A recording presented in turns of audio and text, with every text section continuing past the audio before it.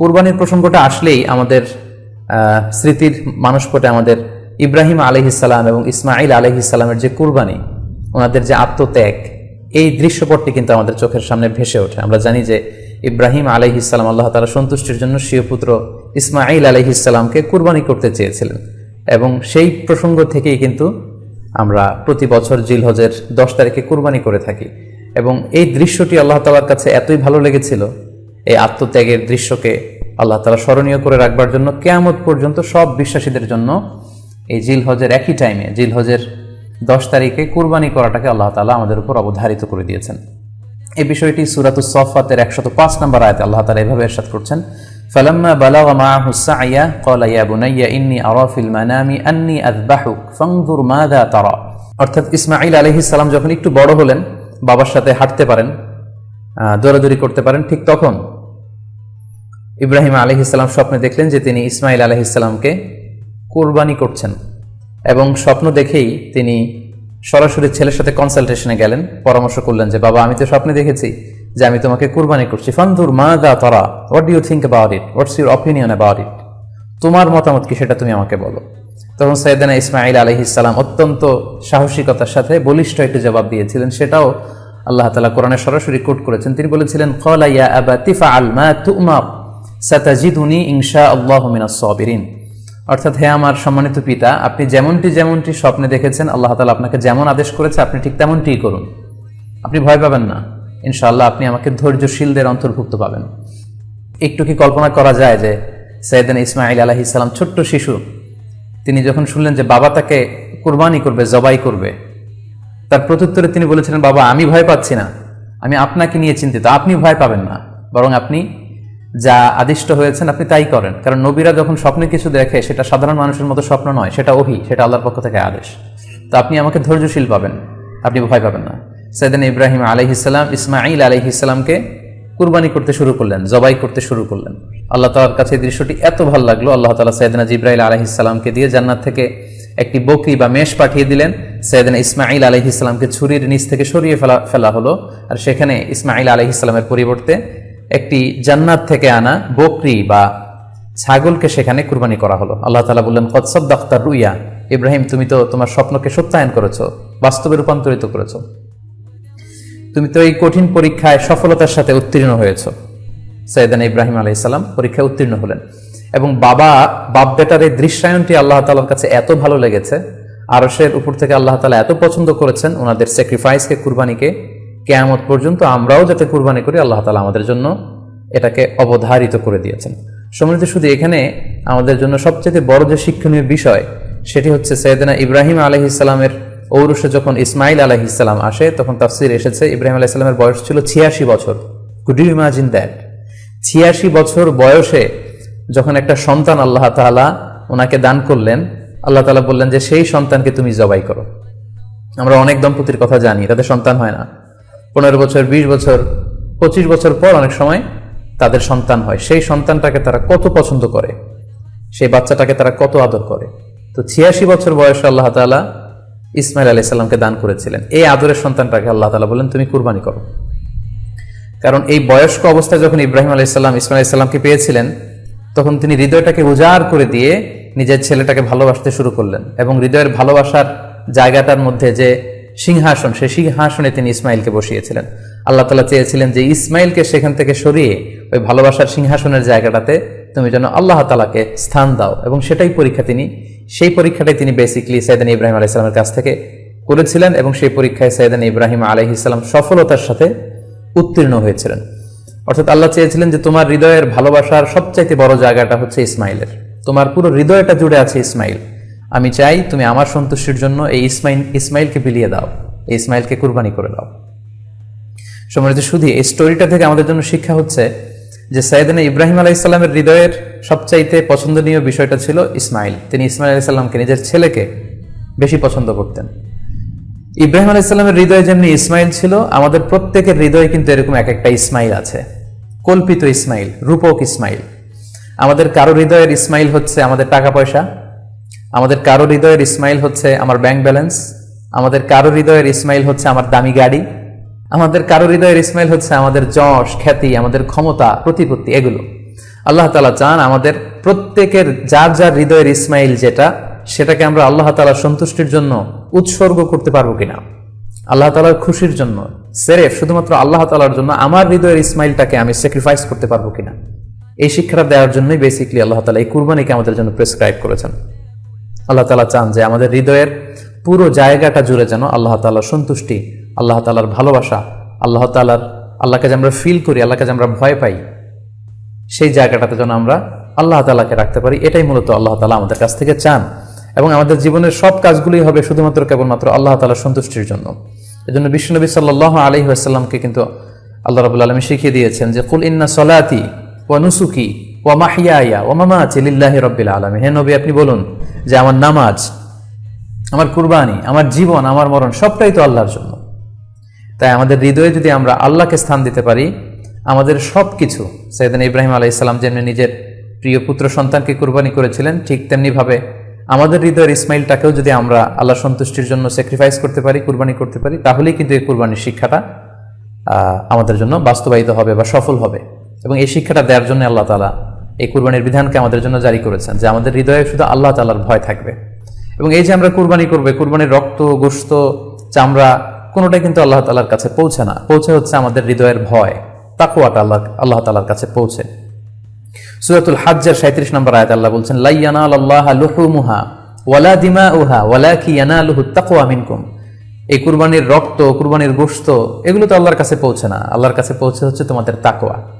আমরা কতটা ইখলাসের সাথে, কতটা আন্তরিকতার সাথে, কতটা আনুগত্যের সাথে আমাদের সম্পদ, আমাদের নিজেদেরকে আমরা আল্লাহর কাছে সোপর্দ করতে পেরেছি, আমরা কতটা আল্লাহর সমর্পিত বান্দা হতে পেরেছি, এটাই হচ্ছে এই কুরবানির শিক্ষা, যেটা সাইয়েদনা ইব্রাহিম আলাইহিস সালাম গোটা বিশ্ববাসীর জন্য নিদর্শন এই ঘটনার মধ্য দিয়ে কিন্তু আমাদের জন্য রেখে গিয়েছেন। তাই আমরা এই কুরবানির মধ্য দিয়ে এটা যেন ফিল করি যে আমাদের সবটুকু আমরা আল্লাহর জন্য বিলিয়ে দিতে প্রস্তুত আছি।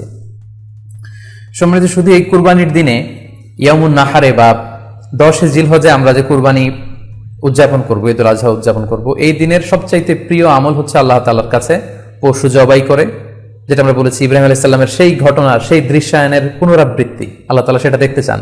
আমরা পশু জবাই করে রক্ত প্রবাহিত করে দেয়, এটা আল্লাহ তাআলার কাছে খুবই পছন্দনীয়। সুনানে তিরমিজিতে এসেছে, আয়েশা রাদিয়াল্লাহু তাআলা আনহা থেকে বর্ণিত, তিনি বলেন, আন্না রাসূলুল্লাহ সাল্লাল্লাহু আলাইহি ওয়াসাল্লাম ক্বাল, আল্লাহ রাসূল সাল্লাল্লাহু আলাইহি ওয়াসাল্লাম বলেছেন, মা আমিলা আদামিয়ুন মিন আমালিন ইয়াউমান নাহর আহাব্বা ইলাল্লাহি মিন ইহরাকিদ দাম। অর্থাৎ ইয়াউমুন নাহারে 10 জিলহজে পশু কুরবানি দিয়ে সে পশুর রক্ত প্রবাহিত করে দেওয়ার চেয়ে শ্রেষ্ঠ কোনো আমল আল্লাহর কাছে হতে পারে না, এর চেয়ে কোনো প্রিয় আমল আল্লাহর কাছে নেই। তার মানে কুরবানির দিনে সবচাইতে প্রিয় আমল, আল্লাহর কাছে পছন্দনীয় আমল হচ্ছে কুরবানি করা। তাই আমাদের যাদের সাধ্য আছে আমরা যেন বেশি বেশি কুরবানি করি। সম্মানিত, শুধু আমরা জানি যে এই কুরবানিকে আল্লাহ তাআলা আমাদের উপর আবশ্যক করেছেন। কুরবানির হুকুম সম্পর্কে যদি বলি তাহলে বলবো যে এটা ওয়াজিব হানাফি স্কুল অফ থট অনুযায়ী, কিন্তু অন্যান্য মাযহাবে এটাকে সুন্নাতে মুআক্কাদা বলা হয়েছে। মেজরিটি স্কলাররা, জুমহুরুল ফুকাহা, ইমাম শাফিঈ, আহমদ এবং ইমাম মালিকদের মতে, তাদের মতে এটা হচ্ছে সুন্নাতে মুআক্কাদা। কিন্তু হানাফি মাযহাবে এই কুরবানি করা হচ্ছে ওয়াজিব। যেহেতু আমাদের বাংলাদেশে বেশিরভাগই হচ্ছে হানাফি মাযহাবের অনুসারী, সো এটা কিন্তু আমাদের জন্য অবধারিত। যাদেরকে আল্লাহ তাআলা সম্পদ দিয়েছেন, টাকা পয়সার মালিক বানিয়েছেন, স্বাবলম্বী করেছেন, আমাদের প্রত্যেকের উপর কিন্তু এই কুরবানি করাটা ওয়াজিব। যেহেতু কুরবানি একেবারে আমাদের সন্নিকটে, সো এই কুরবানি নিয়ে আমাদের মধ্যে অনেক ধরনের প্রশ্ন রয়েছে। খুব বেশি যে প্রশ্নটি করা হয়েছে সেটি হচ্ছে জানতে চাওয়া হয়েছে 7 ভাগে কুরবানি করা যাবে কিনা। এই ধরনের প্রশ্ন কিন্তু আমরা আগে শুনতাম না। রিসেন্টলি কিছু কিছু স্কলারদের আলোচনা বা এতে করে লোকজন হয়তো বিভ্রান্তিতে ভোগেন কিংবা একটা ধোঁয়াশা তৈরি হয়, ফলে এই প্রশ্নটি করা হচ্ছে। আমরা আবহমান কাল থেকে আমাদের প্রিয় মাতৃভূমি বাংলাদেশে হয়তো ছাগল কুরবানি দিয়েছি অথবা গরু কুরবানি দিয়েছি সর্বোচ্চ 7 ভাগে। সো এটা আমাদের সবার কাছে জানা ছিল, এ নিয়ে আগে সংশয় ছিল না। ইদানিংকালে অনেকের মধ্যে এই বিষয়ে সংশয় জেগেছে। কেউ কেউ বলে থাকেন যে ভাগে যদি কুরবানি দেওয়া হয় 7 জনে মিলে, গরুতে বা মহিষে বা উটে, এই ভাগে কুরবানি হবে না, এটা অনেকে বলে থাকেন। এই কথাটি আসলে ঠিক নয়। আপনি যদি ভাগে কুরবানি দিতে চান এটি জায়েজ আছে, এবং একটি উটে বা মহিষে বা গরুতে আপনি সর্বোচ্চ 7টি ভাগে কুরবানি দিতে পারবেন ইনশাআল্লাহ। এ ব্যাপারে সহিহ মুসলিমের একটি হাদিসকে আমরা এখানে উল্লেখ করতে চাই। সাইয়েদনা জাবের রাদিয়াল্লাহু তাআলা আনহু থেকে বর্ণিত, তিনি বলেন, ক্বালা হাজাজনা মা রাসূলিল্লাহি সাল্লাল্লাহু আলাইহি ওয়াসাল্লাম, আমরা আল্লাহ রাসূল সাল্লাল্লাহু আলাইহি ওয়াসাল্লামের সাথে হজ করেছি। ফানাহারনাল বাঈরা আন সাবআ, সেখানে আমরা উট কুরবানি দিয়েছি 7 জনের পক্ষ থেকে। ওয়াল বাকারাতা আন সাবআ, আর আমরা সেখানে গরু কুরবানি দিয়েছি 7 জনের পক্ষ থেকে, খুব সুস্পষ্ট। একটি উটে ওনারা 7 জন অংশগ্রহণ করতেন, একটি গরুতে 7 জন অংশগ্রহণ করতেন। তো এই হাদিসের আলোকে অনেকে বলে থাকেন যে এটি হজের সময়, সফরের সময়, কিন্তু মুকিম অবস্থায় 7 ভাগে দেয়া যায় না। আসলে এই কথাটিও ঠিক নয়, কারণ সুনানে আবু দাউদের আরেকটি হাদিসে এসেছে যেখানে আল্লাহ রাসূল সাল্লাল্লাহু আলাইহি ওয়াসাল্লাম সুস্পষ্ট বলেছেন, সেখানে হজ বা কোনো সফরের উল্লেখ নেই। সেটা হচ্ছে জেনারেল স্টেটমেন্ট, অর্থাৎ আল বাকারাতু আন সাবআ, গরুতে সর্বোচ্চ 7 অংশ দিয়ে কুরবানি দেয়া যায়, ওয়াল জাযুরু আন সাবআ, আর উটের ক্ষেত্রেও সর্বোচ্চ 7 অংশ দিয়ে কুরবানি দেয়া যায়। তো এই হাদিস, দ্বিতীয় যে হাদিসটি উল্লেখ করলাম, এটা হচ্ছে জেনারেল স্টেটমেন্ট। সেখানে সফর মুকিম কোনো কথা বলা হয়নি, ইন জেনারেলি বলা হয়েছে যে উটে 7 ভাগ দেয়া যায়, গরুতে 7 ভাগ দেয়া যায়। সো আমরা যারা ভাগে কুরবানি দিচ্ছি, 7 জন মিলে একটি গরু, আপনারা নিঃসন্দেহে সানন্দ চিত্তে নিশ্চিন্তে কুরবানি দিতে পারেন।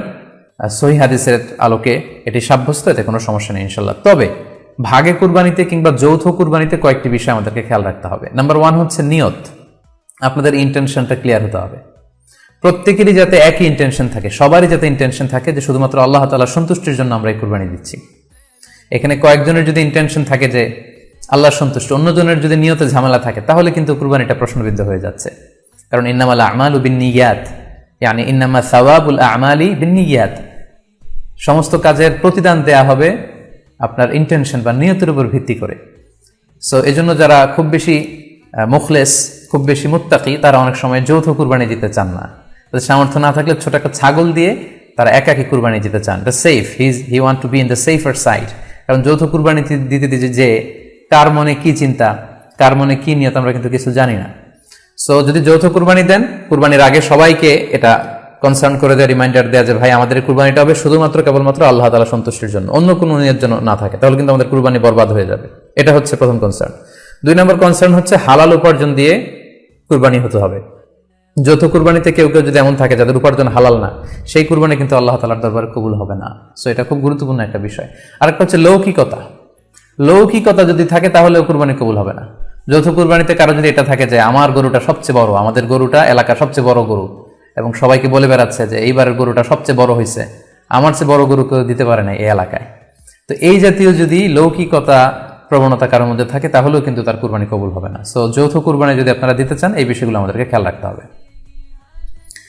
আরো একটি প্রশ্ন খুব বেশি আমাদের কাছে জানতে চাওয়া হয়েছে, সেটা হচ্ছে কুরবানির সাথে আকিকা দেয়া যাবে কিনা।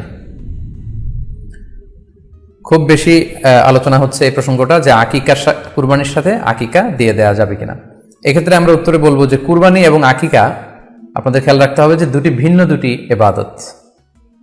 প্রথম কথা হচ্ছে ইবাদত ভিন্ন দুটি ইবাদত। কারণ কুরবানি এটা বছরের একটা নির্ধারিত সময়, জিলহজের 10 তারিখে, এবং তারপরে আর 2 দিন বা 3 দিন, এই সময়গুলোতে আপনি কুরবানি করতে পারবেন। তাহলে এটা হজের মৌসুমে জিলহজ মাসে করতে হয় কুরবানি। কিন্তু আকিকা কিন্তু এরকম না। আকিকাটা যে কোনো মাসে হতে পারে। আকিকাটা হচ্ছে নবজাতক সন্তানের ভূমিষ্ঠ হওয়ার পরে শুকরিয়া স্বরূপ আল্লাহর কাছে যে কুরবানিটা করতে হয়, সেটাকে আমরা বলি আকিকা। হাদিসে এসেছে আকিকা। তো সেটা হচ্ছে সন্তান কখন ভূমিষ্ঠ হলো সেটার উপর নির্ভর করে। কারো সন্তান রমাদানে হতে পারে, কারো সন্তান জিলহজ মাসে হতে পারে, শাওয়ালে হতে পারে, রজাবে হতে পারে। আকিকা হচ্ছে বাচ্চা যেদিন জন্মগ্রহণ করবে, সন্তান ভূমিষ্ঠ হওয়ার 7 দিন পরে। তাহলে ভিন্ন দুইটা ইবাদত, দুই সময়ের ইবাদত। নাম্বার 2, আকিকার ক্ষেত্রে আল্লাহ রাসূল সাল্লাল্লাহু আলাইহি ওয়াসাল্লাম বলেছে আনিল গুলামি শাতান ওয়া আনিল জারিয়াতি শাত, অর্থাৎ ছেলে হলে 2টি ছাগল দিয়ে আকিকা করো, এবং যদি মেয়ে হয় তাহলে 1টি ছাগল দিয়ে আকিকা করো। তো সেক্ষেত্রে কুরবানিতে কিন্তু এরকম বিধান নেই। কুরবানিতে কিন্তু 1টি ছাগল দিয়ে আপনি কুরবানি করলে কুরবানি হয়ে যাচ্ছে, সেখানে 2টি ছাগল দেওয়া লাগবে এমন কোনো কথা নেই। তো এভাবে আমরা বুঝতে পারতেছি, খুবই স্পষ্টত কমন সেন্স খাটালেও আমরা বুঝতে পারতেছি, এবং আল্লাহ রাসূল সাল্লাল্লাহু আলাইহি ওয়াসাল্লামের ভাষ্যগুলো অনুসারে আমরা বুঝতে পারছি দুইটা 2 ধরনের ইবাদত। যদিও এই 2 ইবাদতে কিছুটা মিল আছে, কিন্তু 2 সময়ের ইবাদত, 2টা আলাদা, 2টি উপলক্ষ, 2টার আলাদা নির্ধারিত সময় রয়েছে।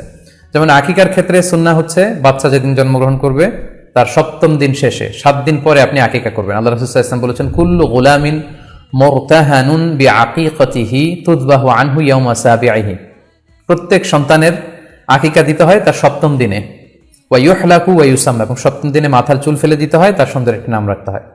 তাহলে আকিকার বিধান হচ্ছে সম্মানিত শুধু সন্তান জন্মগ্রহণ করার 7 দিন পরে। আমরা বুঝতে পারলাম আল্লাহ রাসূল সাল্লাল্লাহু আলাইহি ওয়াসাল্লামের ভাষ্য অনুযায়ী, কথা অনুযায়ী, কওল অনুযায়ী।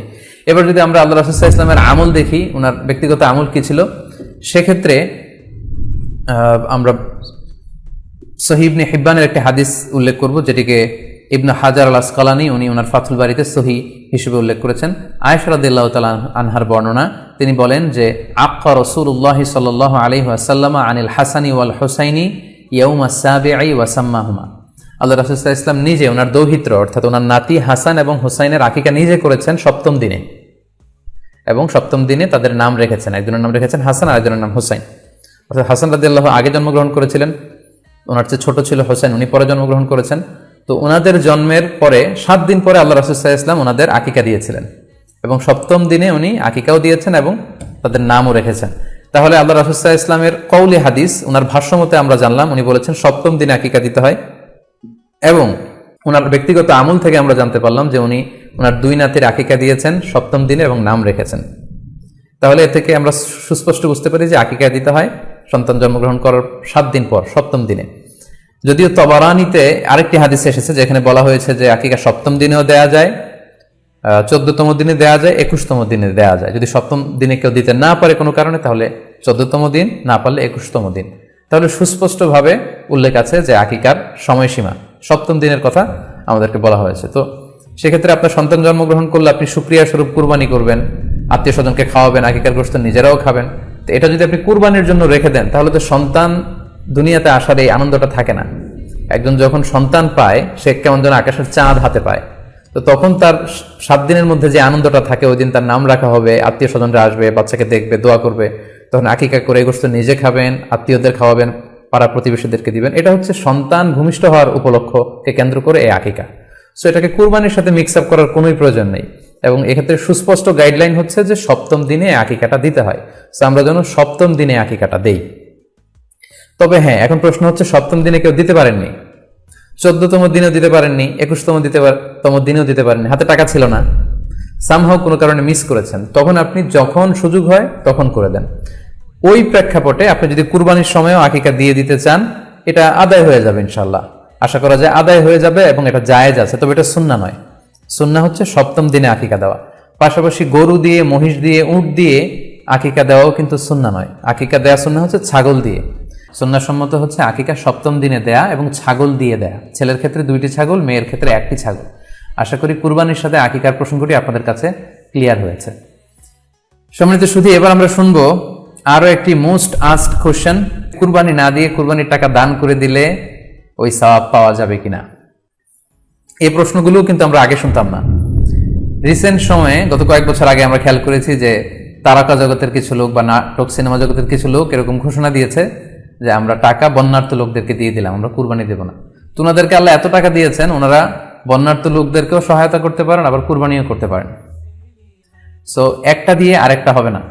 আপনি যদি টাকা দান করে দেন, এটা সাদাকার সওয়াব হবে, কিন্তু কুরবানির সওয়াব কিন্তু আপনি পাবেন না। আল্লাহ রাসূল সাল্লাল্লাহু আলাইহি ওয়াসাল্লাম বলেছেন, কুরবানি করলে যেই প্রাণীটার কুরবানি করা হলো, ওই প্রাণী তার শিং নিয়ে, তার গায়ের পশম নিয়ে, পায়ের খুরগুলো নিয়ে কিয়ামতের ময়দানে দাঁড়াবে। সো এই সওয়াব থেকে কিন্তু আপনি বঞ্চিত হয়ে গেলেন। তাই এ ব্যাপারে সুস্পষ্ট কথা হচ্ছে, আপনি যদি কুরবানির টাকা দান করে দেন, দানের সওয়াব হবে, কিন্তু কুরবানির সওয়াব হবে না, এবং কুরবানির এই ওয়াজিব বিধানটিও কিন্তু আদায় হবে না।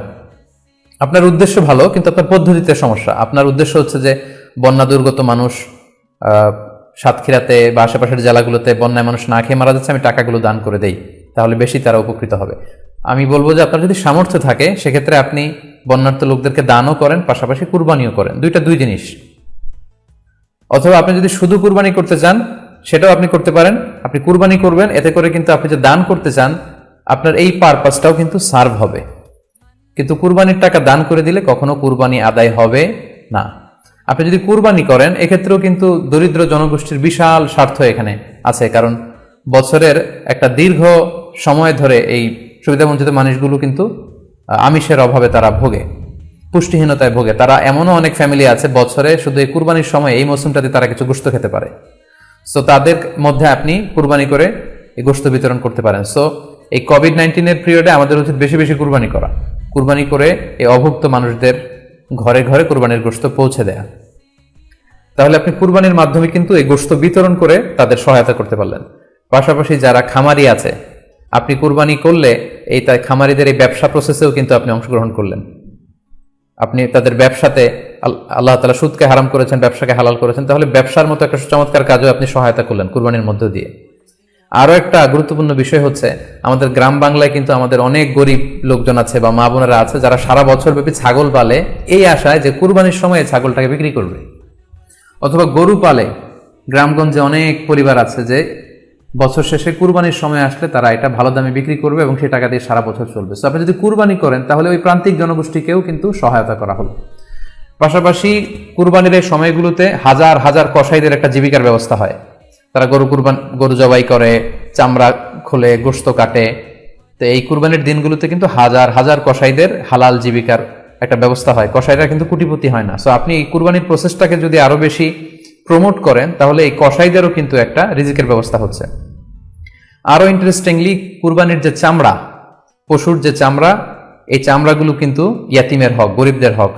সো আপনি কুরবানির চামড়া বিক্রি যদি করে দেন, চামড়া চাইলে আপনি ব্যবহার করতে পারেন, অথবা বিক্রি করলে এটা কিন্তু ইয়াতিমখানাতে, মাদ্রাসাগুলোতে, অভাবী মানুষদেরকে এই দামটা কিন্তু দিয়ে দিতে হয়। ফলে কুরবানির এই চামড়া থেকে কিন্তু মাদ্রাসাগুলো বা ইয়াতিম ছাত্রছাত্রীরা উপকৃত হচ্ছে। তাহলে এখানে অনেক বিষয় জড়িত। যদিও বর্তমান সময়ে চামড়া শিল্প ধ্বংস করার একটা বিশাল পায়তারা চলছে, চামড়ার দাম পড়ে যাচ্ছে। তো আমরা যদি কুরবানি না দিই আমাদের চামড়া শিল্প হুমকির মুখে পড়বে। এবং এই যে হাজার হাজার মাদ্রাসা এবং এতিমখানা আছে যাদের একটা বড় ইনকামের বা আয়ের উৎস হচ্ছে কুরবানির সময় এই চামড়ার টাকা। সো মানে with all this discussion it seems that through sacrifice you can contribute more. আপনি যদি কুরবানি করেন এবং এটা যদি বেশি বেশি করেন তাহলে আপনি যে চাচ্ছেন অসহায় মানুষদেরকে সহায়তা করতে, এটা আরো বেশি বেশি করা হলো, বেশি বেশি করা হলো। তাদেরকে গোশত বিতরণ করে আপনি সহায়তা করলেন, খামারিদেরকে ব্যবসার ক্ষেত্রে সহযোগিতা করলেন, গ্রামের যে নারীরা ছাগল পাললো, গরু পাললো তাদের সহায়তা করলেন, কসাইদের হালাল জীবিকার জন্য সহযোগিতা করলেন, মাদ্রাসার ইয়াতিম ছাত্রদেরকে আপনি সহায়তা করলেন। সো আমি বলবো যে কখনো এই ভুল সিদ্ধান্ত নেবেন না যে কুরবানির টাকা আমি দান করে দেবো। না, আপনি কুরবানি করবেন, এতে আপনার কুরবানির ওয়াজিবও আদায় হবে, গরিবদেরকে সহযোগিতাও করা হবে। সেক্ষেত্রে যদি আপনি স্বাস্থ্য ঝুঁকি মনে করেন, সেক্ষেত্রে আপনি সরাসরি হাটে যেতে না চাইলে অনলাইনে গরু ক্রয় করতে পারেন। আরো একটি সহজ পদ্ধতি আছে, সেটা হচ্ছে যারা শহুরে জীবনযাপন করছেন, শহরে আছেন, তারা চাইলে কিন্তু আপনার গ্রামের আত্মীয় স্বজনদের কাছে আপনার টাকা পাঠিয়ে দিয়ে কুরবানি আদায় করতে পারেন। টাকা পাঠিয়ে দিলে তারা আপনার পক্ষ থেকে ছাগল বা গরু কিনে কুরবানি করে তারা গোশত খেয়ে উপকৃত হলো, আশেপাশের গরিব আত্মীয় স্বজনদের মধ্যে বিতরণ করে এই কুরবানির প্রক্রিয়াটা আদায় হলো। এটাও খুব সহজে কিন্তু করা যেতে পারে। আর কুরবানির ক্ষেত্রে প্রতিনিধিত্ব জায়েজ আছে। অন বিহাফ অফ ইউ অন্য কেউ আপনার পক্ষ থেকে কুরবানি করতে পারবে, আপনি টাকা দিয়ে দিলেই হলো। আর যারা হাটে যে নিজে দেখে শুনে গরু ছাগল কিনে এনে নিজে কুরবানি করে সব ব্যবস্থাপনা করতে পারবেন, আয়োজন করতে পারবেন, সেটা সবচাইতে ভালো। সেটা তো নূরুন আলা নূর, এটা নিয়ে কোনো কথা নেই। আশা করি কুরবানির টাকা দিয়ে দিলে কুরবানি আদায় হবে কিনা এই ব্যাপারটি আপনারা বুঝতে পেরেছেন। এবার আমরা আসি, আরেকটি প্রশ্ন আমাদের কাছে খুব বেশি এসেছে, সেটা হচ্ছে কুরবানির পশু অনলাইনে ক্রয় করা যাবে কিনা। খুবই রেলেভেন্ট একটি কোশ্চেন, যেহেতু এখন অনেকেই হাটে যেতে চাচ্ছেন না, অনলাইনে আমরা অনেক কেনাকাটা করি, ফলে অনলাইনে কুরবানির পশুটা ক্রয় করা যাবে কিনা এটা হচ্ছে প্রশ্ন। এক্ষেত্রে উত্তর হচ্ছে জি, অন্যান্য জিনিস আপনি যেমনি অনলাইনে ক্রয় করেন সেগুলো যেমনি জায়েজ, অনুরূপভাবে অনলাইনে কুরবানির পশুও ক্রয় করা জায়েজ। বিভিন্ন ডেইরি ফার্ম আছে, অ্যাগ্রো ফার্ম আছে এবং বিভিন্ন গরু ছাগলের খামার আছে। তারা কিন্তু আমি দেখলাম যে তারা গরুর অ্যাড দিচ্ছে, গরুর ভিডিও সেখানে আপলোড করে দিচ্ছে, সেখানে তাদের ক্লায়েন্টরা সেটা দেখে তারা গরু ক্রয় করছে। যে এটা জায়েজ আছে ইনশাল্লাহ। আপনারা যদি স্বাস্থ্য ঝুঁকির কারণে গরুর হাটকে অ্যাভয়েড করতে চান, ওখানে যেতে না চান, আপনারা চাইলে অনলাইনে পশু ক্রয় করতে পারবেন। তবে সেক্ষেত্রে দুটি জিনিস আপনাকে নিশ্চিত হতে হবে, দুইটা জিনিস আপনাকে অনলাইনে পশু ক্রয় করার ক্ষেত্রে নিশ্চিত হতে হবে। প্রথম বিষয় হচ্ছে পশুটা দৈহিকভাবে ত্রুটিমুক্ত কিনা এটা নিশ্চিত হতে হবে, অর্থাৎ পশুর বিস্তারিত অঙ্গ প্রত্যঙ্গের বর্ণনা আপনার জানা থাকা চাই। পশুটা সুস্থ আছে কিনা, বাহ্যিকভাবে সমস্ত ত্রুটিমুক্ত কিনা এটা জানতে হবে।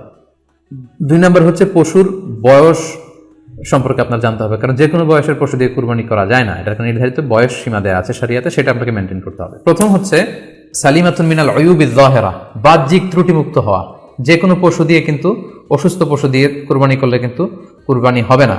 এক্ষেত্রে আমরা সুনানে নাসাইর একটি হাদিস উল্লেখ করব। হাদিসটি সহিহ, বারা ইবনে আযিব রাদিয়াল্লাহু তাআলা আনহু বর্ণনা করেছেন।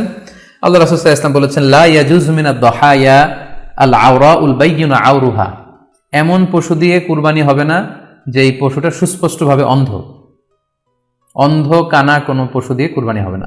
ওয়াল আরজাউল বাইয়িনু আরাজুহা, খোড়া, কুরবানি যেখানে করা হবে ওই জায়গা পর্যন্ত হেঁটে যেতে পারছে না, মাঠ থেকে বাড়িতে আনা যাচ্ছে না, এরকম খোড়া প্রাণী দিয়ে কুরবানি করা যাবে না।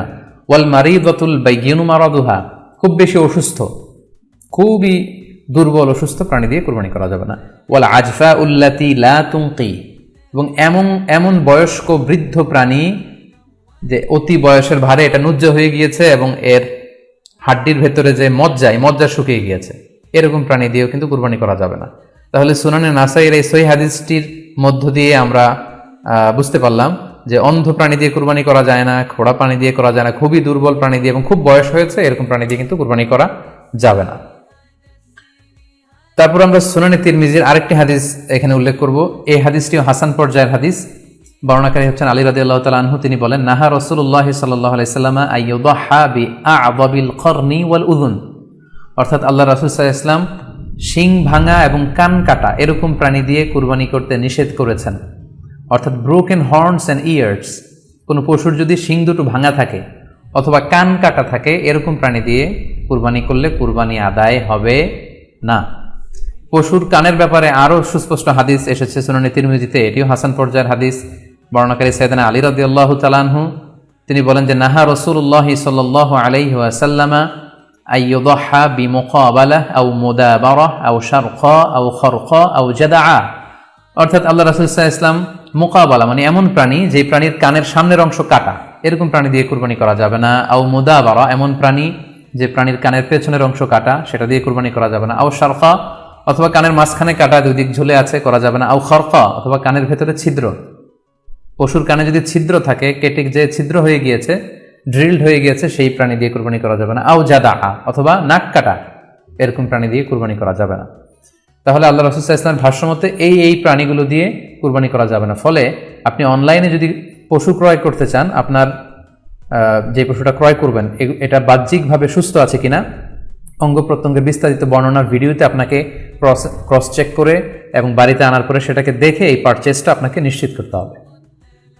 2 নাম্বার খেয়াল রাখবার বিষয় হচ্ছে পশুর বয়স। কুরবানির পশুর একটা নির্ধারিত বয়স সীমা আছে। সেক্ষেত্রে উটের জন্য 5 বছর হওয়া লাগবে কমপক্ষে, গরু বা মহিষের ক্ষেত্রে কমপক্ষে 2 বছর হতে হবে, এবং ছাগলের ক্ষেত্রে কমপক্ষে 1 বছর হতে হবে। আবার বলছি, উট 5 বছর, গরু 2 বছর এবং ছাগল 1 বছর। তবে মেষ বা ভেড়া, দুম্বা এগুলো যদি 6 মাসের হয়, দেখতে যদি মোটা সোটা হয়, 1 বছরের মতো মনে হয়, তাহলে সেগুলো দিয়েও কুরবানি করা যাবে। সেক্ষেত্রে পশুর যে দাঁত আছে, নিচের পার্টের যে পশুর দাঁত, এই দাঁতগুলোর পাশে 2টা ধারালো দাঁত থাকে, এগুলো উঠেছে কিনা এগুলো দেখে দেখে আপনারা পশুর বয়সকে নির্ণয় করতে পারবেন। তাহলে অনলাইনে ক্রয়ের ক্ষেত্রে আমাদের উত্তর হচ্ছে যে অনলাইনে আপনি পশু ক্রয় করতে পারবেন। সেক্ষেত্রে আপনাকে 2টি বিষয় খুব খেয়াল রাখতে হবে। এক হচ্ছে পশুর অঙ্গ প্রত্যঙ্গ ঠিক আছে কিনা, বাহ্যিকভাবে সব ধরনের ত্রুটিমুক্ত কিনা। 2 নম্বর হচ্ছে পশুর বয়স। এই 2টি জিনিস যদি আপনি এনশিওর করেন, আপনি অনলাইনে পশু ক্রয় করে সেটা দিয়ে কুরবানি করলে কুরবানি হয়ে যাবে ইনশাল্লাহ, কোনো সমস্যা নেই। আরও একটি প্রশ্ন আমাদের কাছে খুব বেশি এসেছে, সেটা হচ্ছে কুরবানি কি পুরো পরিবারের পক্ষ থেকে একজন দিতে হবে নাকি সামর্থ্যবান প্রত্যেকের দিতে হবে? আমি আবার বলছি, প্রশ্নটি হচ্ছে যে অনেকে এই প্রশ্নটি করেছেন যে পুরো পরিবার থেকে একজন দিলে হয়ে যায় নাকি সামর্থ্যবান প্রত্যেকের দিতে হয়। সম্মানিত দিনী ভাই এবং বোনেরা, এটি একটি মতবিরোধপূর্ণ মাসআলা, অর্থাৎ এই মাসআলার ক্ষেত্রে স্কলারদের মধ্যে মতভেদ পাওয়া যায়। এক্ষেত্রে 2টি মতামত। একদল স্কলার বলেছেন যে এটা পরিবারের পক্ষ থেকে একজন দিলে আদায় হয়ে যাবে। অপর মতামত হচ্ছে যে না, সামর্থ্যবান প্রত্যেকেরই দিতে হবে। আমরা 2টি মতামত নিয়ে আলোচনা করি। প্রথম মত হচ্ছে যে এক পরিবারের পক্ষ থেকে একজনই যথেষ্ট। এই মতামতটিও দলিলের দিক থেকে বেশ শক্তিশালী। সেক্ষেত্রে আমরা মিহনাফ ইবনে সুলাইম রাদিয়াল্লাহু তাআলা আনহুর বর্ণিত একটি হাদিস সুনানে আবু দাউদে এসেছে। হাদিসটি হাসান পর্যায়ের হাদিস। তিনি বলছেন, নাহনু উকুফুন মা রাসূলিল্লাহ বিআরাফাতিন, আমরা রাসূল সাল্লাল্লাহু আলাইহি ওয়াসাল্লামের সাথে 9 জিলহজ আরাফার ময়দানে ছিলাম। ক্বালা, তখন আল্লাহ রাসূল সাল্লাল্লাহু আলাইহি ওয়াসাল্লাম আমাদেরকে বলেছেন, ইয়া আইয়ুহান নাস, হে মানব সকল, ইন্না আলা কুল্লি আহলি বাইতিন ফি কুল্লি আমিন উদহিয়া, অর্থাৎ প্রত্যেকটি, আল্লাহ রাসূল সাল্লাল্লাহু আলাইহি ওয়াসাল্লাম বলেছেন প্রত্যেকটি ফ্যামিলির জন্য প্রতি বছর একটি কুরবানি ওয়াজিব হয়। আমি আবার বলছি, প্রত্যেক ফ্যামিলির জন্য প্রতি বছর কুরবানি দিতে হয় কয়টি? একটি। তাহলে কুরবানি পরিবারের পক্ষ থেকে একটি দিলেই আদায় হয়ে যাবে।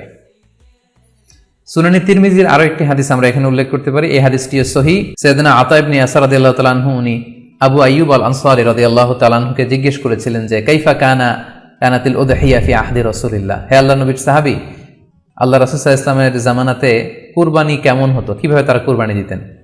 তো আবু আইয়ুব আল আনসারী রাদিয়াল্লাহু তাআলা আনহু উনি বলেছেন, কানা রাজুলু ইউদাহি বিশাতি আনহু ওয়া আন আহলিহি, আল্লাহ রাসূল সাল্লাল্লাহু আলাইহি ওয়াসাল্লামের সময়কালে লোকজন একটি ছাগল কুরবানি দিত তার পক্ষ থেকে এবং তার ফ্যামিলির পক্ষ থেকে, আনহু ওয়া আন আহলিহি, তার নিজের পক্ষ থেকে এবং ফ্যামিলির পক্ষ থেকে। অর্থাৎ এই হাদিসগুলোর আলোকে বোঝা যায় যে পুরো পরিবারের পক্ষ থেকে একজন কুরবানি দিয়ে দিলেই আদায় হয়ে যাবে। স্বামীও চাকরি করেন, স্ত্রীও চাকরি করেন, স্বামীরও টাকা আছে, স্ত্রীর টাকা আছে, দুইজনের আলাদা করে দিতে হবে না। স্বামী যদি একটা ছাগল কুরবানি দিয়ে দেয় তাহলে স্ত্রীর পক্ষ থেকে, পুরো ফ্যামিলির পক্ষ থেকে কুরবানি আদায় হয়ে যাবে। এই হাদিসগুলোর আলোকে বোঝা গেল। দ্বিতীয় আরেকটি মত আছে, সেই মতটি হচ্ছে প্রত্যেক সামর্থ্যবানের উপর ওয়াজিব। এটি ইমাম আবু হানিফার মত এবং আমাদের বাংলাদেশে এটিরই প্রচলন হয়ে এসেছে। আমরা এই মতামতটিকেই বেশি আমরা শুনে থাকি সব জায়গায়, যে যারাই সামর্থ্যবান প্রত্যেকের আলাদাভাবে দিতে হয়। স্বামী সামর্থ্যবান হলে স্বামীর দিতে হবে, স্ত্রী সামর্থ্যবান হলে স্ত্রীকে দিতে হবে, ছেলেরা হলে ছেলের দিতে হবে। এটা প্রত্যেকের আলাদাভাবে ইন্ডিভিজুয়ালি দিতে হয়। এবং সেক্ষেত্রে ওনারা দলিল দিচ্ছেন সুনান ইবনে মাজার একটি হাদিস, হাদিসটি সহিহ, যেখানে আল্লাহ রাসূল সাল্লাল্লাহু আলাইহি ওয়াসাল্লাম বলেছেন, মান কানা লাহু সাআহ, যার সামর্থ্য আছে কিন্তু ওয়ালাম ইউদাহি, সামর্থ্য থাকার পরেও সে কুরবানি দেয় না, ফালা ইয়াকরাবান্না মুসাল্লানা, সেজন্য ঈদুল আজহার দিন আমার ঈদগাহে না আসে নামাজ পড়তে। আল্লাহ রাসূল সাল্লাল্লাহু আলাইহি ওয়াসাল্লাম হুঁশিয়ারি বাণী ঘোষণা করেছেন, ধমক দিয়েছেন যে সামর্থ্য থাকার পরেও যে কুরবানি দেয় না সেজন্য আমার ঈদগাহে না আসে। এই হাদিসের আলোকে ওনারা বলেছেন মান কানা লাহু সাআহ, যার সামর্থ্য আছে। ওনারা বলছেন যে এটা ইন জেনারেল, ব্যাপক, যারই সামর্থ্য আছে তাকেই দিতে হবে। সো এখানে বাস্তবতা হচ্ছে দুই পক্ষেরই খুব ভ্যালিড দলিল আছে। আর কোনো মাসালার ক্ষেত্রে যখন মতবিরোধ থাকে, দুই পক্ষেরই দলিল থাকে, সেক্ষেত্রে বাড়াবাড়ি করাটা অনুচিত। বরং এটা হচ্ছে ইসলামের সৌন্দর্য, এখানে প্রশস্ততা রয়েছে। সো যারা মনে করে যে ফ্যামিলির পক্ষ থেকে একজন কুরবানি দিলেই আদায় হয়ে যাবে, তাদেরও দলিল আছে, তাদেরকে সেটা করতে দেওয়া উচিত। তবে আমরা এটাকেই সাজেস্ট করি যে প্রত্যেক সামর্থ্যবানের উপর কুরবানি দেওয়া উচিত। এতে করে যিনি কুরবানি দিবেন উনি সওয়াব পেয়ে উপকৃত হলেন, আবার উনি কুরবানি দেওয়ার কারণে গোশত বিতরণ করলেন, ফলে গরিবরা উপকৃত হলো। সো সামর্থ্যবান প্রত্যেকেরই উচিত বেশি বেশি কুরবানি দেয়া। আশা করি এই মাসালাটাও আপনারা বুঝতে পেরেছেন। এ পর্যায়ে আমরা অল্প কয়েকটি রিমাইন্ডার আপনাদের সাথে শেয়ার করে আজকের আলোচনাটুকু আমরা এখানেই জবনিকা টানবো, এখানেই আমরা আলোচনাটি শেষ করবো ইনশাআল্লাহ। প্রথম যে রিমাইন্ডারটি আপনাদের সাথে আমি শেয়ার করতে চাই সেটি হচ্ছে, সম্মানিত সুধী, আমরা অনেকেই বাজার থেকে পশু আনার সময় বা কুরবানি করার সময় পশুর সাথে অনেক বেশি অমানবিক আচরণ করি। এতে করে কিন্তু আপনার কুরবানিটা, পুরো কুরবানির প্রক্রিয়াটাই প্রশ্নবিদ্ধ হয়ে যেতে পারে। তাই আজকের লাইভের মধ্য দিয়ে যারাই আপনারা যুক্ত হয়েছেন, আমি সবাইকে বলছি আমরা যাতে পশুর সাথে মানবিক আচরণ করি, কুরবানির পশুর সাথে এমন কোনো আচরণ যাতে না করি যাতে ওর কষ্ট না হয়, আমরা যেন এটা খেয়াল রাখি। বিশেষ করে জবাই করার আগে পশুকে ভালোভাবে রশি দিয়ে বেঁধে নেয়া এবং ছুরিটা, যেই ছুরি দিয়ে জবাই করা হবে সেটা খুব ধারালো থাকা। আল্লাহ রাসূল সাল্লাল্লাহু আলাইহি ওয়াসাল্লাম কিন্তু এই দিক নির্দেশনা আমাদেরকে দিয়েছেন। সুবহানাল্লাহ, ইসলাম যে কতটা চেক অ্যান্ড ব্যালেন্স, কতটা ভারসাম্যপূর্ণ জীবন বিধান। আল্লাহ রাসূল সাল্লাল্লাহু আলাইহি ওয়াসাল্লাম সহিহ মুসলিমের বর্ণনায় তিনি বলছেন, ইযা যাবাহতুম ফাআহসিনুয যিবহা, তোমরা যখন জবাই করবে সেখানেও তোমরা ইহসান করো। কেননা আল্লাহ তাআলা সব জায়গায় ইহসানকে অবধারিত করেছেন। আমরা জীবনে যাই করব না কেন সেটা ইহসানের সাথে করতে হবে। তো পশুটাকে কিন্তু আমি জবাই করব, স্লটার করব, আল্লাহ রাসূল সাল্লাল্লাহু আলাইহি ওয়াসাল্লাম বললেন যখন স্লটার করবে, জবাই করবে, তখনও সেটার প্রতি ইহসান করে তোমরা জবাই করো না। ওয়া ইযা যাবাহতুম ফাআহসিনুয যিবহা, সেক্ষেত্রেও তোমরা সফট হার্টেড হও, সেটাকে ইহসানের সাথে জবাই করো। কিভাবে ইহসানের সাথে জবাই করবে? ওয়ালিয়ুহিদ্দা আহাদুকুম শাফরাতাহু ওয়ালিয়ুরিহ যাবিহাতাহু, তোমরা তোমাদের ছুরিটা খুব বেশি করে ধারালো করে নাও, যাতে করে খুব স্মুথলি স্লটারিংটা হয়ে যায়, খুব স্মুথলি কুরবানিটা তাড়াতাড়ি হয়ে যায়, যাতে প্রাণীটার কষ্ট না হয়। আমরা প্রায়ই আমাদের ব্যাখেয়ালে বা অবহেলাবশত কুরবানির পশু ট্রাক থেকে নামানো, হাট থেকে নিয়ে আসা, এমনভাবে আমরা কুরবানির পশুর সাথে ট্রিট করি, এতে করে কিন্তু অনেক অমানবিক আচরণ আমাদের দ্বারা প্রকাশ পেয়ে যায়। সো আমরা যদিও এটাকে জবাই করবো, আমরা যেন ইহসানের সাথে জবাই করি, এই বিষয়টা যেন আমরা খেয়াল রাখি। এটা হচ্ছে প্রথম রিমাইন্ডার। দ্বিতীয় রিমাইন্ডার হচ্ছে, আমাদের দেশে প্রায় এটা ঘটে, জবাই করার পরে অনেক কসাইরা তাড়াতাড়ি এই পশুটার দেহ থেকে প্রাণ বের হয়ে যাওয়ার জন্য ছোট ছুরি দিয়ে জবাই করা প্রাণীটার গলার মধ্যে খোঁচা মারতে থাকে, গলায় বারবার খোঁচা মারতে থাকে। এটা কিন্তু ঠিক না। স্পাইনাল কর্ডে যদি আপনি জবাই করার পরে বারবার খোঁচা মারেন, তাহলে কিন্তু এই প্রাণীটার অপমৃত্যু হতে পারে, অর্থাৎ এটা স্বাভাবিক কোনো মৃত্যু নয়। স্বাভাবিক মৃত্যু হচ্ছে জবাই করে দেয়া, এবং ইসলাম এটাকে আমাদের জন্য বৈধ করেছেন। আমরা জানি যে পাশ্চাত্যে গরুর মাথায় বুলেট মারা হয়, অথবা ইলেকট্রিক্যাল শক দিয়ে ওটাকে হত্যা করা হয়, অথবা ভারী কোনো লোহার হাতুড়ি দিয়ে গরুর মাথায় আঘাত করে সেটাকে মারা হয়। কিন্তু ইসলাম এগুলোকে নিষেধ করেছে। ইসলামের বিধান হচ্ছে স্লটারিং করা, আপনি জবাই করে দিবেন। সেক্ষেত্রে আমার মনে হয় 10 থেকে 15 মিনিট যদি আমরা একটু ওয়েট করি, গরুর দেহ থেকে সবগুলো রক্ত কিন্তু বের হয়ে যাবে, ফলে এটার গোশতটা উপা দেওয়া হবে আমাদের জন্য। কিন্তু আমরা যদি তাড়াহুড়ো করে, বিশেষ করে অনেক কসাই ভাইরা রুহটা যাতে তাড়াতাড়ি বের হয়ে যায়, প্রাণটা যাতে তাড়াতাড়ি বের হয়ে যায়, জবাইয়ের পরে আবার ছোট ছুরি দিয়ে স্পাইনাল কর্ডে খোঁচা মারতে থাকে, এটা কিন্তু ঠিক না। এতে করে যেটা হয়, এটা স্বাভাবিক মৃত্যু হয় না, বরং অপমৃত্যু হয়ে থাকে। আমরা যখন কুরবানি করি তখন প্রাণীটার শ্বাসনালী এবং কণ্ঠনালী কেটে যায়, এবং তারপরে রক্তনালী, যেটাকে ইংরেজিতে বলে জুগুলার ভেইন, এই জুগুলার ভেইনটা যখন কেটে যায় তখন কিন্তু প্রাণীটা আর ব্যথা পায় না। গবেষণায় দেখা গিয়েছে যে যদি আমরা দেখি যে প্রাণীটা খুব ছটফট করে, লাফালাফি করে, কিন্তু আসলে সে ব্যথা পায় না। জুগুলার ভেইন যখন কেটে ফেলে তখন ব্রেইন তাকে স্পাইনাল কর্ডের মাধ্যমে হার্টের সিগন্যাল দেয় আরো বেশি পাম্প করার জন্য, আরো বেশি রক্ত পাঠানোর জন্য, ফলে দেহের সবগুলো রক্ত গলার ওই কাটা জায়গা দিয়ে কিন্তু বের হয়ে যায়। কিন্তু ওই মুহূর্তে আপনি যখন ছোট ছুরি নিয়ে এটার স্পাইনাল কর্ডে খোঁচাখুচি করতে শুরু করেন, তখন কিন্তু এটার অপমৃত্যু ঘটে, এটা স্ট্রোক হতে পারে, এটা হার্ট অ্যাটাক করে মারা যেতে পারে। তাহলে সেটা কিন্তু স্বাভাবিকভাবে জবাইয়ের মধ্যে দিয়ে মৃত্যুবরণ করলো না, বরং হার্ট অ্যাটাক করে বা স্ট্রোক করে সেটা মারা গেল। তখন কিন্তু আপনার কুরবানিটা প্রশ্নবিদ্ধ হয়ে যেতে পারে। তো এই জন্য আমি সকলের কাছে অনুরোধ করব, আপনারা তাড়াহুড়ো না করে 10 থেকে 15 মিনিট একটু ওয়েট করেন জবাইয়ের পরে, এটাকে স্বাভাবিকভাবে, ন্যাচারালি, প্রাকৃতিকভাবে এটা রুহটা বের হতে দিন। তা না হলে আমাদের কুরবানি কিন্তু প্রশ্নবিদ্ধ হয়ে যেতে পারে। 3 নম্বর রিমাইন্ডার হচ্ছে, আমাদের বাংলাদেশের অনেক জেলায় আমরা হিন্দু মুসলমান একসাথে থাকি। আমার কাছে নিউজ এসেছে যে অনেক জায়গায় অনেকে হিন্দুদের মন্দিরের সামনে কুরবানির গরু জবাই করে। এটা ঠিক না, কারণ আমরা জানি যে ওরা এই গরুর পূজা করে থাকে। সো আমরা এমন কিছু করব না যেটা ওদেরকে খুব বেশি কষ্ট দিবে। সো অনেকে শুনেছি যে উস্কানিমূলকভাবে তারা একটু দেখিয়ে দিতে চায় বা তাদের উপর প্রতিশোধ নিতে চায়, এরকম করে অনেক সময় হিন্দুদের বিভিন্ন গ্রামে মন্দিরের সামনে এই কুরবানির ব্যবস্থাপনা করা হয়। আমি বলবো যে আমরা এটা যাতে না করি। আমরা হিন্দুদের যে উপাসনালয় আছে, আমাদের হিন্দু ভাইদের উপাসনালয়গুলোকে স্কিপ করে এমন জায়গায় কুরবানি করব যাতে করে তাদের এই দৃশ্য দেখা না লাগে, এবং তাদের এবাদতগাহের সামনেও যাতে আমাদের এরকম পরিস্থিতি তৈরি করতে না হয়। আমরা যাতে সাম্প্রদায়িক সম্প্রীতি আমাদের আবাদতের মধ্য দিয়ে বজায় রাখতে পারি, এবং কোনো ধরনের উস্কানিমূলক কর্মকাণ্ডে যেন আমরা কখনোই যুক্ত না হই। 4 নাম্বার এবং সবচাইতে গুরুত্বপূর্ণ পয়েন্ট হচ্ছে, জি খেয়াল করে শুনুন, আপনাকে বলছি, 4 নাম্বার পয়েন্ট হচ্ছে যে জবাইয়ের স্থান এবং বর্জ্য কুরবানির পরে এটাকে নিজ দায়িত্বে পরিচ্ছন্ন করুন। আই রিপিট, আমি আবার বলছি, যেখানে আপনি কুরবানি করলেন সেটাকে এবং এই যে বর্জ্য ময়লা, এটা নিজ দায়িত্বে আপনি ক্লিন করুন। সিটি কর্পোরেশনের ভাইয়েরা সরকারি তত্ত্বাবধানে সারা বাংলাদেশের এই সব বর্জ্য আসলে পরিষ্কার করা সম্ভব না। জরিপে এসেছে যে 50 লক্ষ গরু জবাই করা হয় প্রত্যেকটা কুরবানির ঈদে। তো সেক্ষেত্রে আমাদেরকে দায়িত্বশীল হতে হবে। কুল্লুকুম রাঈন ওয়া কুল্লুকুম মাসউলুন আন রাঈয়াতিহি। আল্লাহ রাসূল সাল্লাল্লাহু আলাইহি ওয়াসাল্লাম বলেছেন, তোমরা প্রত্যেকে দায়িত্বশীল, আর তোমাদের প্রত্যেকের দায়িত্বের ব্যাপারে কিয়ামতের ময়দানে আল্লাহ তাআলা কিন্তু তোমাদেরকে জিজ্ঞেস করবে। তাই আমরা যেন নিজ দায়িত্বে এই কুরবানির করার স্থান এবং বর্জ্য যেন পরিষ্কার করি। ব্লিচিং পাউডার দিয়ে বেশি করে পানি মেরে আমরা যেন পরিষ্কার পরিচ্ছন্ন রাখি, কারণ আত-তুহুরু শাতরুল ঈমান, পরিষ্কার পরিচ্ছন্নতা এটা হচ্ছে ঈমানের অঙ্গ। এই বিষয়টা জানে আমরা খুব গুরুত্বের সাথে নেই, এবং নিজ নিজ কুরবানি আমরা যেখানে দিলাম সেই জায়গাটা যেন আমরা পরিষ্কার করি। বিশেষ করে বিভিন্ন সংস্থা যারা অনেক অনেক কুরবানি করবেন, ভলান্টিয়ারলি বিভিন্ন কুরবানি করে কুরবানির গোশত বিতরণ করবেন, আপনারা এরকম ভলান্টিয়ারলি ক্লিনলিনেস ক্যাম্পেইন করতে হবে, যাতে কোনো ধরনের রক্ত, ময়লা, বর্জ্য, আবর্জনা না থাকে। এই ব্যাপারটাকে যেন আমরা খেয়াল রাখি। সর্বশেষ হচ্ছে, অনেকে জিজ্ঞেস করেন যে ফ্রিজে রাখা যাবে কিনা। জি, কুরবানির গোশত ফ্রিজে রাখা যাবে। ইবনে আব্বাস রাদিয়াল্লাহু তাআলা আনহুর মত অনুযায়ী 3 ভাগ করা উত্তম, তবে এটা আবশ্যক নয়।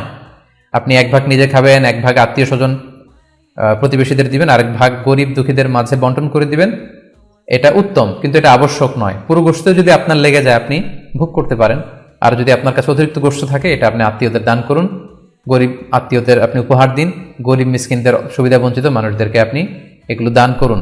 কারণ সূরাতুল হজ্জের 28 নম্বর আয়াতে আল্লাহ তাআলা বলেছেন, ফাকুলু মিনহা ওয়া আত'ইমুল বাঈসাল ফাকির, তোমরা কুরবানির এই গোশত নিজেরাও খাও এবং অভাবী লোকদেরকে দাও। এবং সহিহ বুখারীতে আল্লাহ রাসূল সাল্লাল্লাহু আলাইহি ওয়াসাল্লামের একটি বর্ণনা, আল্লাহ রাসূল সাল্লাল্লাহু আলাইহি ওয়াসাল্লাম বলেছেন, খুলু ওয়া আত'ইমু ওয়াদাখিরু, অর্থাৎ কুরবানির গোশত তোমরা খাও, ওয়া আত'ইমু মানে অন্যদের খাওয়াও, ওয়াদাখিরু এবং তোমরা এটাকে প্রিজার্ভ করে রাখো বা জমা করেও রাখতে পারো। অর্থাৎ আপনি চাইলে ফ্রিজে রাখতে পারবেন, আপনি পরবর্তীতে খেতে চাচ্ছেন আপনি রাখতে পারবেন ইনশাআল্লাহ। সো উত্তম হচ্ছে 3 ভাগ করে 1 ভাগ নিজে খাওয়া, 1 ভাগ আত্মীয় স্বজনদের, প্রতিবেশীদের দেয়া, এবং 1 ভাগ অভাবী, সুবিধা বঞ্চিত, গরিব মিসকিনদের মাঝে বন্টন করে দেয়া। এবং অবশ্যই অবশ্যই যাদের সামর্থ্য আছে আপনারা বেশি বেশি কুরবানি করুন, এবং এই কুরবানির মধ্য দিয়ে আমরা অনেক অনেক প্রান্তিক জনগোষ্ঠী, সুবিধাবঞ্চিত মানুষ, তাদের কাছে আমাদের সহায়তাগুলো পৌঁছে দিতে পারবো। সম্মানিত সুধী, আপনাদের সবাইকে আবারও শুকরিয়া জানাই। আপনাদের সবাইকে আবারও আন্তরিক শুভেচ্ছা এবং অভিনন্দন। আমরা কামনা করি যে আল্লাহ তাআলার কাছে আমরা ফরিয়াদ করি জিলহজ মাসের প্রথম 10 দিনের যে বারাকা, রাহমা, আমরা যেন নফল আবাদত করে করে বেশি বেশি তাকবীর তাহলিল দিয়ে এই দিনগুলো যেন মুখরিত রাখতে পারি, বেশি বেশি নফল আবাদত করতে পারি, নফল রোজা রাখতে পারি। বিশেষ করে অবশ্যই আরাফার দিনের রোজা যাতে আমরা মিস না করি। ওটা মুসলিম উম্মার জন্য আমরা দোয়া করি যে এই ঈদুল আজহার উৎসব যাতে আমরা ভাব গাম্ভীর্যের সাথে আবাদতের মধ্য দিয়ে, আনন্দ উৎসবের মধ্য দিয়ে পালন করতে পারি। আপনাদের সবার জন্য আমি দোয়া করছি। আমি নিজেও আপনাদের সবার কাছে দোয়া চাই। আল্লাহ তাআলা আপনাদের সবাইকে ভালো রাখুক, সুস্থ রাখুক, ঈমানের সাথে রাখুক। আপনারা শেয়ার করবেন বলে আশা করছি। সুবহানাকাল্লাহুম্মা ওয়া বিহামদিকা আশহাদু আল্লা ইলাহা ইল্লা আনতা আস্তাগফিরুকা ওয়া আতুবু ইলাইক। ওয়াসসালামু আলাইকুম ওয়া রাহমাতুল্লাহি